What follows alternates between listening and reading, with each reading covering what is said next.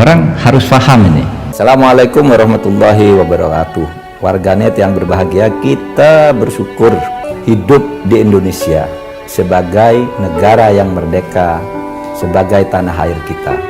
Mari cintai tanah air kita ini agar kita bisa melaksanakan perintah Allah dengan sebaik-baiknya. Bangsa ini telah memberi luar biasa kepada kita, kepada saya. Ya, coba kalau bangsa ini tidak merdeka, saya bayangkan dulu ayah saya itu hanya petani, ya petani, ya cuma itu petani kecil lah, bukan petani yang besar-besar itu. Tapi karena Indonesia merdeka, dia nyuruh saya sekolah. Karena Indonesia merdeka, saya sekolah. Kalau hasilnya baik kan dapat beasiswa, dapat peluang dan sebagainya itu. Nah, oleh sebab itu sekarang saya mengabdi kepada Republik ini agar lebih banyak memberi kepada anak-anak semuanya untuk menjadi orang yang hebat-hebat, ya, untuk hidup layak, bersaing di dunia internasional gitu. Menko Polhukam, Pak. Apa hal yang paling menantang yang selama ini Bapak lakukan selama menjabat? Mafia, ya. Mafia peradilan, mafia hukum itu kan tugas saya. Terutama kalau mafia-mafia kekayaan alam, ya. Mafia tambang, mafia apa itu, karena terkadang itu bercampur antara orang ingin berusaha baik-baik, orang yang ingin berusaha secara ilegal, bercampur dengan preman, bercampur dengan backup dari pejabat. Backup dari pejabat. Kadang-kala kita menyelesaikan masalah gitu, saya di backing ini, di backing itu. Nah itu ya tidak takut juga, tetapi kan tidak enak gitu ya. Kalau saya harus bilang ke orang sangat penting itu, jangan backup gitu dong gitu. Misal bilang ke atasannya nah bagi saya itu agak rumit menyelesaikannya, dan itulah sebabnya kalau saya, daripada saya bicara berbisik berdua ingin menyelesaikan, saya lebih baik bicara terbuka agar orang tidak bisa menghindar. Kalau ada apa-apa tuh kan saya juga bicara kan keras, katamu tadi itu suka pick up gitu ya. Saya bilang itu apa? Biar orang tidak bisa menghindar. Tuh Pak Mahfud sudah ngomong gitu loh. Rafael, ya kan? Yang saya katakan si Mario anaknya nganiaya itu. Lalu apa? Kok orang jahat begitu dan sombong? Anaknya siapa? Disebut itu anaknya Rafael. Rafael itu siapa? Itu pejabat eselon 3 di Departemen Keuangan, kan gitu kan? Coba saya bilang, lihat kekayaannya, daftar kekayaannya, perjalanan transaksi dan laporan kekayaannya. Terus saya dapat dari PPATK, Pak ini punya masalah sejak tahun 2012. Itu sudah dilaporkan punya kekayaan tidak wajar gitu. Loh kok ini diam, tidak bergerak. Lalu saya bicara ke pers, itu si Rafael tuh yang anaknya menganiaya orang itu, bapaknya itu sudah dilaporkan pencucian uang sejak tahun 2012. Ya kan? Lalu ribut orang dibuka. Oh iya ya, 2012. Lalu diselidiki hartanya lagi, ketemu yang sampai 500 miliar kan pada akhirnya itu. Kalau saya ndak teriak, ndak kebuka. Sambo juga kan orang pada saya teriak, ndak bener tuh. Masa orang mati cara begitu? Itu bukan tembak menembak, itu pembunuhan, selidiki. Semua orang sudah bicara itu tembak menembak. Sambo tidak tahu itu tembak menembak 2 orang. Tapi saya bilang ndak mungkin begitu. Selidiki, akhirnya ketemu juga. Nah, yang begitu itu kadangkala bukan karena saya ingin sok biar orang tahu gitu. Begitu saya ngomong itu dukungan publik mengalir. Kalau dukungan publik mengalir, dia nggak bisa ngelak. Betul. Iya kan? Harus beranilah. Kalau berani karena benar kan? Iya. Nah, apa sih sebenarnya pentingnya seorang pembuat kebijakan turun langsung ke lapangan, Pak? Oh, itu sangat penting karena terkadang pejabat publik itu kan hanya menerima laporan dari meja kan. Kalau buat ya Pak ini laporan begini, datanya begini, padahal itu bohong kadangkala. Iya kan? Hebatnya Pak Jokowi itu, kemudian saya tiru, kita nggak bisa hanya membaca kertas. Oleh sebab itu Pak Jokowi turun. Jaga misalnya meresmikan lahan pertanian Pak Jokowi kan, wah itu hebat betul gitu, di sana pertanian. Begitu Pak Jokowi mau datang, karena nggak ada disiapkan. Nah, begitu Pak Jokowi pulang, alat-alatnya dikembalikan lagi. Pak Jokowi tahu itu. Jadi itu bagus Pak Jokowi langsung ke rakyat. Ya seperti kemarin ya yang ke Lampung kan. Hebat Pak Jokowi. Dia mau ke Lampung, udah disiapkan jalan yang bagus. Besok Pak Presiden ngeliatnya, dia pilih jalan lain. Nah, jadi tahu apa adanya ya Pak. Tahu apa adanya. Nah itu hebatnya Pak Jokowi yang begitu tuh saya kira luar biasa. Saya sering dibilang pencitraan. Kan memang pejabat tuh harus mencitrakan dirinya baik. Setuju Pak. Kecuali ingin pencitraan untuk dapat sesuatu yang lain. Kalau agar saya dinilai baik oleh masyarakat kan tidak apa-apa. Itu saya tidak peduli. Pak Mahfud itu begitu pencitraan, iya memang mau apa gitu. Pak Jokowi itu ibadahnya terjaga. Duduk di forum internasional pun kalau waktunya sholat dia sholat. Itu pengalaman pertama saya, kaget gitu. Saya baru belum sebulan jadi Menko Polhukam, berangkat ke KTT ASEAN di Thailand. Kan ini rombongan Pak Jokowi di depan gini ya, ini Iya. para presiden, perdana menteri di depan, lalu di belakangnya ada saya, Bu Retno, siapa gitu. Sedang acara gitu asik, Pak Jokowi keluar. Protokolernya kan kalau pimpinan keluar, yang di belakangnya maju. Nah, saya disuruh maju oleh Bu Retno. Maju Pak, loh Pak, Bu, saya duduk sama presiden itu. Iya katanya. Lah Presiden Jokowi kemana? Sholat katanya.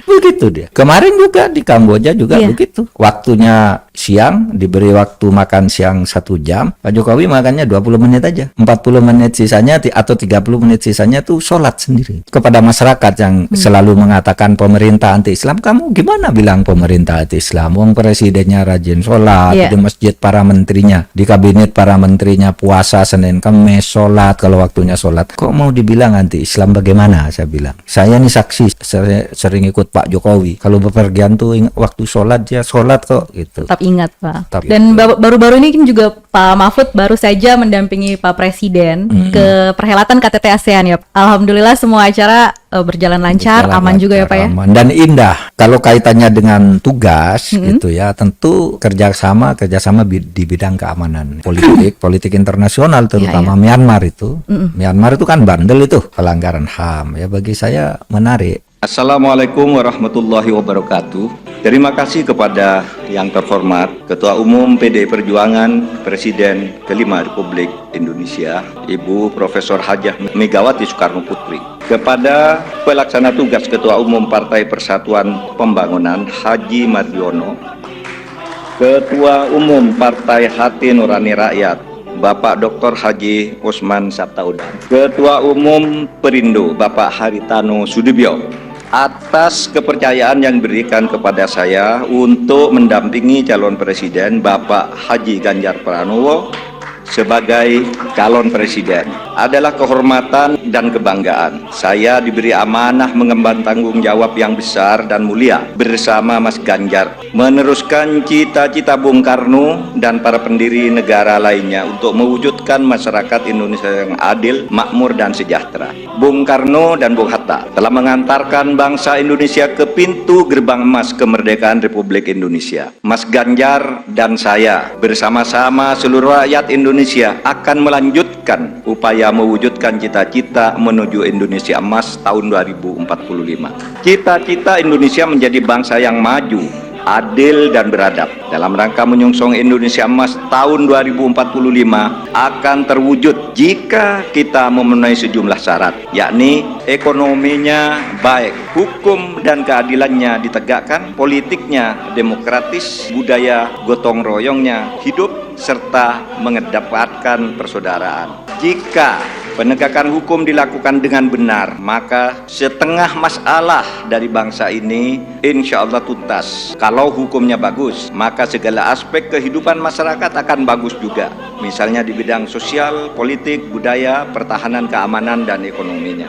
Prioritas pemberantasan korupsi, kepastian hukum, dan konsistensi dalam implementasi penegakannya, memberi jaminan bagi investasi dan pembangunan ekonomi, serta memberi perlindungan kepada masyarakat. Dalam pembangunan politik, negara kita menganut demokrasi, di mana kekuasaan berada di tangan rakyat. Dalam implementasinya, demokrasi membutuhkan nomokrasi. Demokrasi adalah kedaulatan rakyat, sedangkan nomokrasi adalah kedaulatan hukum. Demokrasi tanpa nomokrasi akan anarkis, sementara nomokrasi tanpa demokrasi akan sewenang-wenang. Sehingga keduanya harus berjalan seiring dan seimbang. Demokrasi menghargai perbedaan, dan perbedaan itu adalah fitrah, ciptaan Tuhan.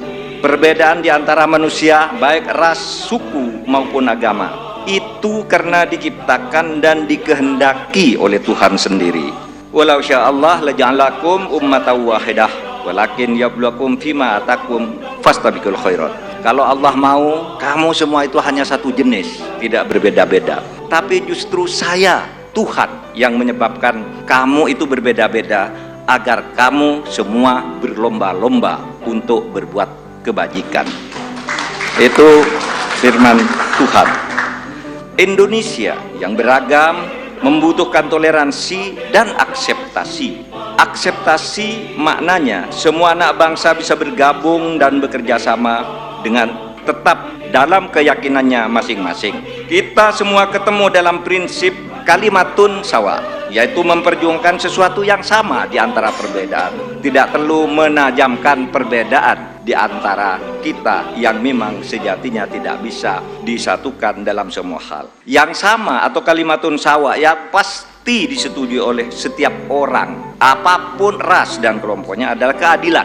Pasti disetujui oleh siapapun, apapun agamanya, pasti orang setuju pada penegakan hukum dan keadilan. Perlindungan pada masyarakat lemah dan perlindungan serta rasa kasih sayang kepada wong cilik. Saya berkeyakinan Mas Ganjar adalah figur yang tepat memimpin bangsa Indonesia untuk mewujudkan semua cita-cita yang saya sebutkan tadi, mempercepat dan melanjutkan program pembangunan yang sudah baik itu, lalu memperbaiki juga yang keliru dan melakukan inovasi-inovasi baru sesuai dengan perkembangan zaman dengan tetap berpegang pada konstitusi. Saya sudah lama mengenal Mas Ganjar. Pada tahun 2004 sampai 2008 kami bersama-sama menjadi anggota DPR RI. Kami berdua kerap berdiskusi, bahkan saling mengunjungi ketika Mas Ganjar Pranowo memimpin Jawa Tengah dan saya menjadi Ketua Mahkamah Konstitusi.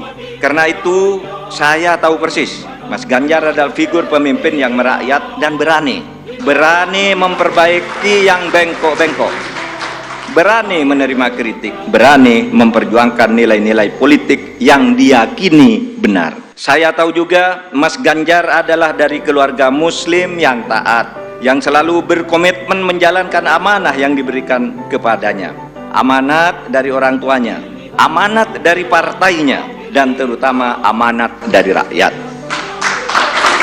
Terakhir, Bapak Ibu sekalian, saat ini saya mengemban amanat sebagai Menko Polhukam Republik Indonesia yang tugasnya antara lain memastikan pemilu berjalan lancar dengan aman. Karena tugas saya itu, maka selama ini saya tidak pernah sekalipun menyatakan akan ikut dalam kontestasi pemilu.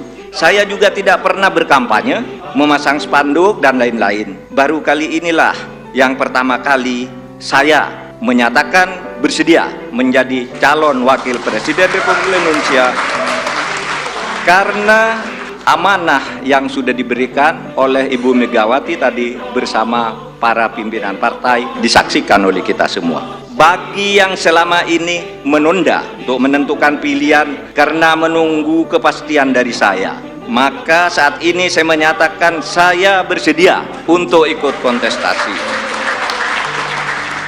Bersama Mas Ganjar, saya akan mendedikasikan diri, semua kemampuan saya, ilmu saya, pengalaman saya, ketegasan dan keteguhan sikap saya, serta keberanian-keberanian yang selama ini saya usahakan untuk selalu ditunjukkan kepada bangsa dan negara Indonesia.